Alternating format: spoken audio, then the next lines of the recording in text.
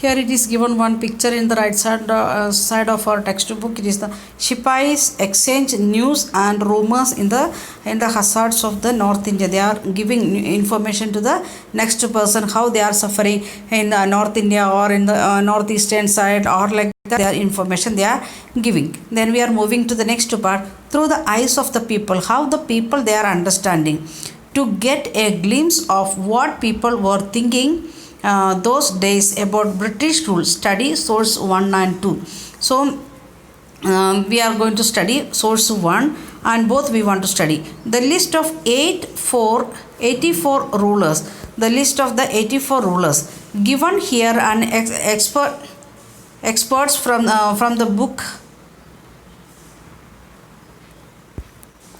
Mahajab Pravas written by the Vishnu Bhatt Godse, a Brahman from a village in Maharashtra. He and his uncle had set out to attend a yajna being organized in Madura, and Vishnu Bhatt writes that they met some Shipais on the way who told them that they should not proceed on the journey because a massive upheaval was going to break out in 3 days. And the Shipais said the English were determined to wipe out the religions of the Hindus and the Muslims. They had made a list of the 84 rulers and announced these in a gathering of all big kings and princes in Calcutta. They said that the kings refused to accept these rules and warned the English of dire consequences and massive upheaval if these are implemented. That the kings were returned to their capital in a great anger.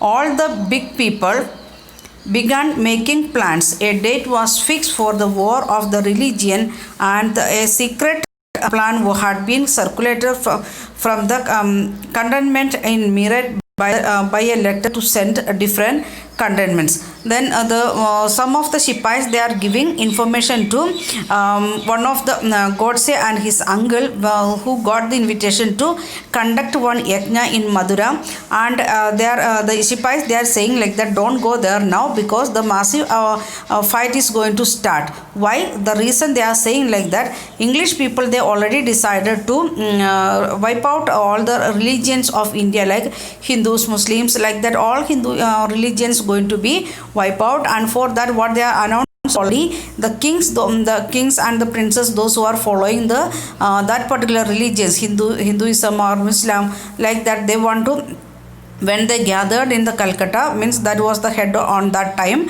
head office of East India Company on that time, and announced that they are going to make some cruel activity on the people, those who are refused to follow the rules of the British company, especially related to the religion. So what they done, they came back to their own land, their own area with much angry, and they started to make secret plans, and they fixed a date, and it is starting means the Meerut people they are giving them, taking the leadership, and others are joining with them. Then in which page and who written, all the details it is given.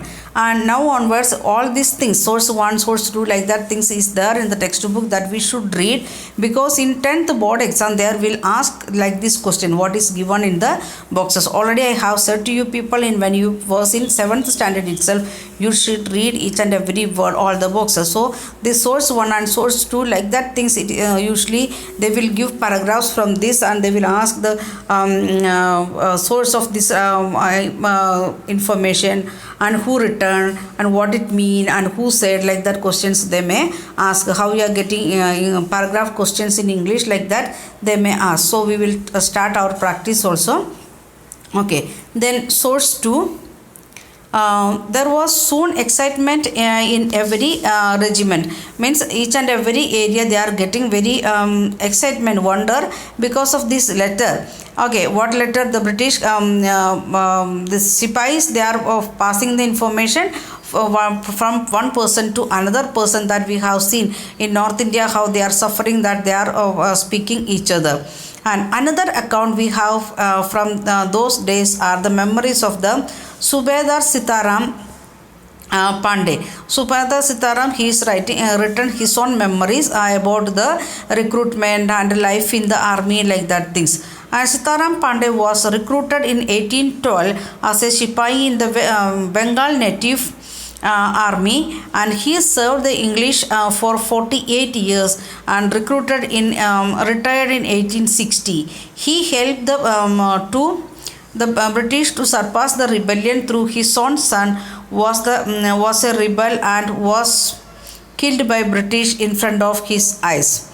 See, the one of the Sipahi, that is Sitaram Pandey, he was served 48 years to British people, and he helped the British people to suppress the rebellion. And because of one of his son also was there in the rebellion people or the revolution group, and the son was killed by British in front of his eyes.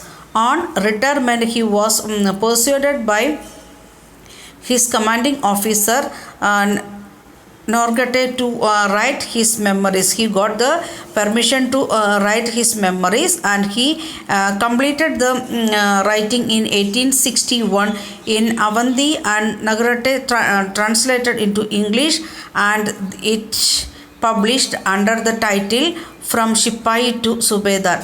That is his own life story. He joined as a Sipahi and reached to Subedar, and what he written, that is translated to English also and published that one. And what is the title of that book? From Sipahi to Subedar.